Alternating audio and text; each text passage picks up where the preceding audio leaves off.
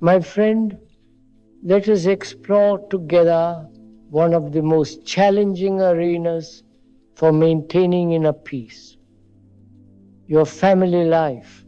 Perhaps you come home after a long day hoping for tranquility, only to find children arguing, your spouse stressed about finances, the house in disarray, and everyone demanding your attention simultaneously. Or maybe it is Sunday dinner with extended family where old tensions surface, where certain relatives press your buttons in ways that transport you instantly back to childhood patterns of reaction.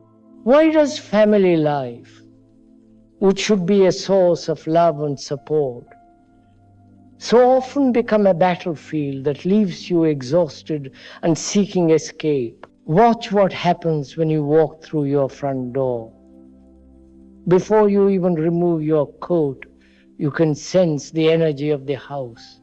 Perhaps your teenager is upset about something at school and slams their bedroom door. Immediately, your mind begins its commentary. Not again. Why can't there just be peace in this house? I work all day and come home to this chaos.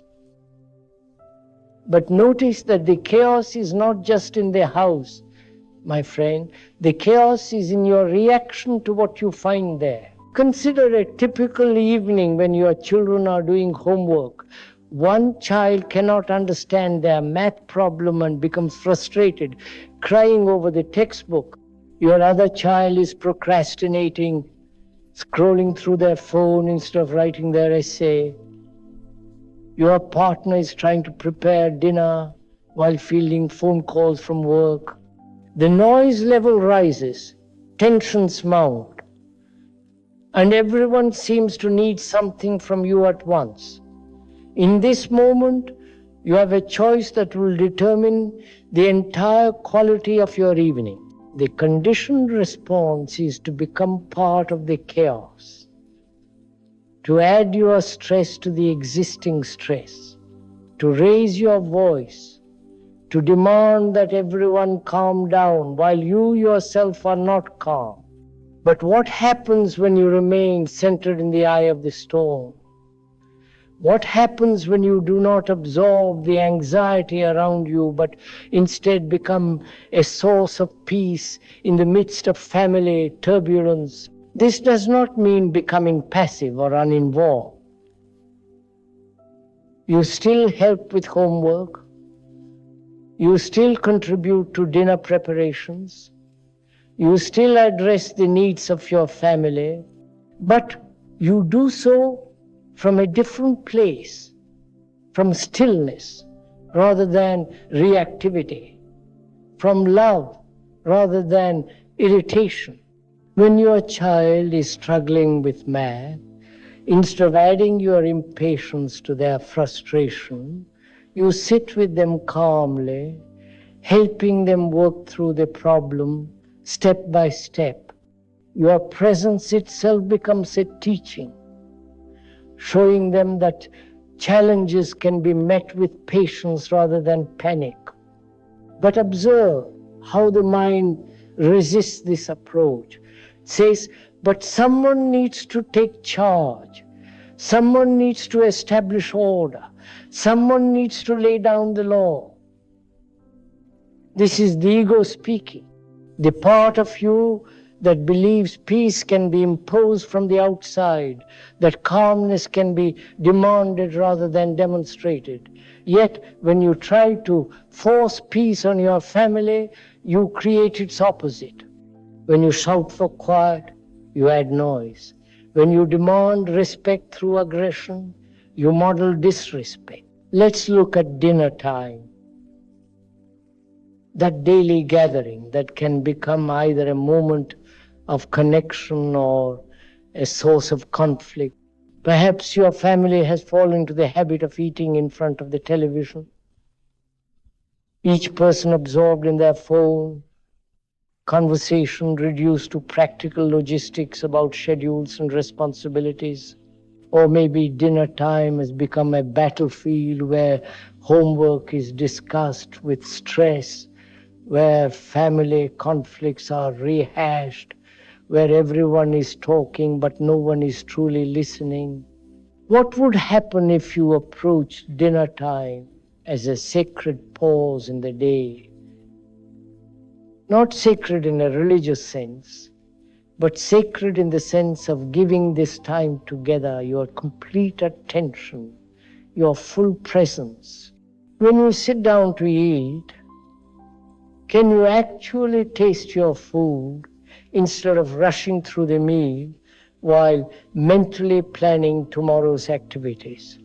Can you listen to your family members not just with your ears but with your whole being, hearing not only their words but the feelings beneath their words? When your teenage daughter complains about her teacher being unfair, the reactive mind immediately wants to either dismiss her concerns or jump into problem-solving mode. But what happens when you simply listen, when you create space for her to express her frustration without immediately trying to fix or judge or advise?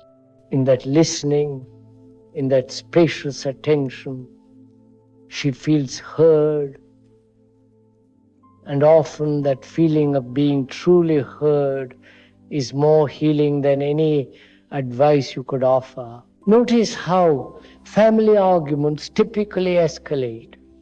Someone makes a comment, another person takes offense, voices rise, old grievances are brought up, and soon everyone is fighting about things that have nothing to do with the original issue. Each family member is defending their position, trying to prove they are right, trying to make the others understand their point of view. But in this battle to be understood, no one is listening. No one is actually hearing anyone else. The next time conflict arises in your family, try something radical. Do not defend your position. This does not mean agreeing with everything or becoming a doormat. It means listening so completely to what others are saying that your need to be right dissolves. When your spouse criticizes how you handled a situation with the children, instead of immediately explaining why you did what you did, can you hear the concern beneath their criticism? Can you acknowledge their feelings without becoming defensive? This quality of non-defensive listening transforms family dynamics in profound ways. When people feel truly heard, their need to fight diminishes. When they are not met with resistance, their anger often melts into something softer, something more vulnerable. Behind most family conflicts are unmet needs for love, attention, understanding, respect. When you address these deeper needs through your quality of presence, the surface conflicts often resolve themselves. But what about those family members who seem determined to create drama, who appear to thrive on conflict?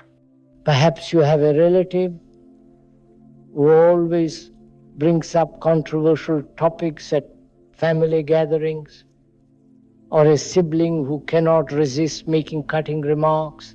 Your usual response might be to avoid them, to tense up when they enter the room, to prepare for battle.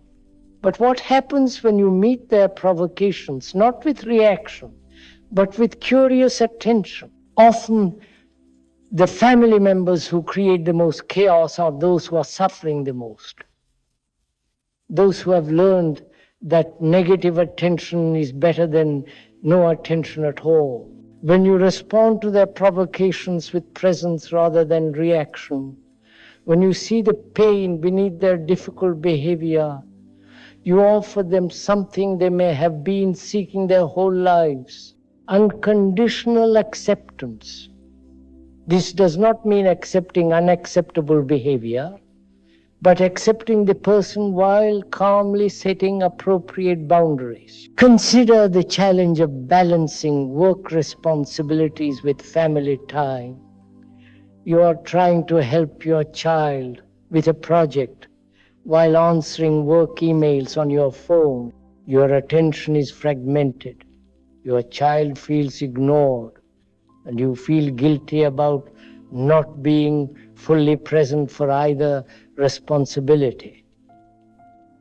This divided attention creates stress for everyone and serves no one well. What happens when you choose to be completely present for one thing at a time?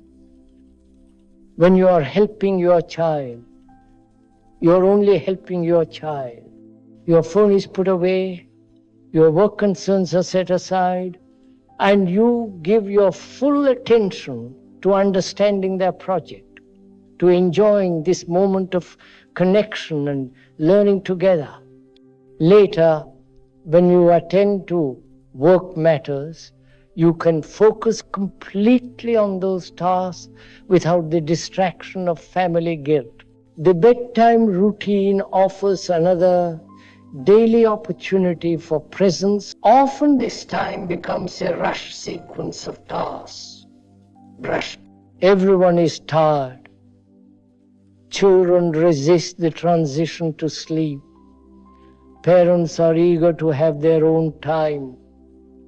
But what if bedtime became a gentle transition, a time for connection and peace rather than a battle of wills? When you approach bedtime without the energy of rushing, when you allow adequate time for this important transition, when you are present with your children as they prepare for sleep, the whole experience changes.